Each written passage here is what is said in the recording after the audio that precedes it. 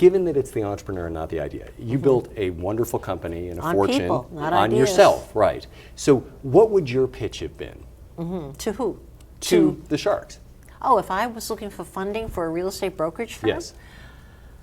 Wow, that's an interesting question. I never was. I had one guy who offered me $300,000 for 50% of my company. Thank God he changed his mind, but that was a lucky break. But what would I pitch? As a young person starting out? Okay. I would probably say I don't do anything that the other brokerage firms don't do, but it's a proven model. People have been brokers for years, operating on that 5-6% commission and making money. I'm really good at people. I know how to spot people. I can hire the right people, and I'm really good at firing. I get rid of the losers quicker than a wink. And so I would say to you, I'm going to give you look $50 at million.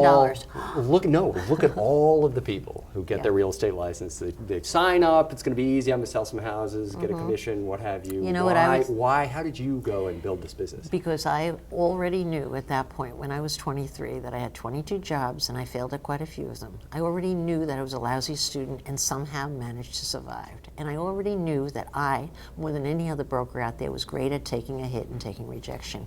And what's the essence of all real estate brokerage or any sales position? It's not how well you sell or talk. It's really how well you can take a hit and how long you take to feel sorry for yourself. Now, when you take the hit and you come back from it, are you feeling the hit? Of course you You feel are. a hit. So there's not. You can get knocked back. That's No, no. not the problem. Let me tell you, the most passionate people feel the hit the hardest.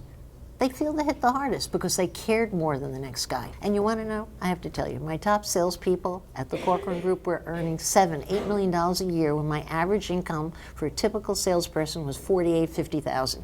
And I'm telling you, it didn't come down to contacts. It didn't come down even to how hard they worked. My worst workers very often worked the hardest. It came down to something to prove and getting back up. I'm telling you, that's it. Something to prove is the difference between $40,000 to $50,000 and $7 to $8 million a year. Insecurity is a wonderful motivator.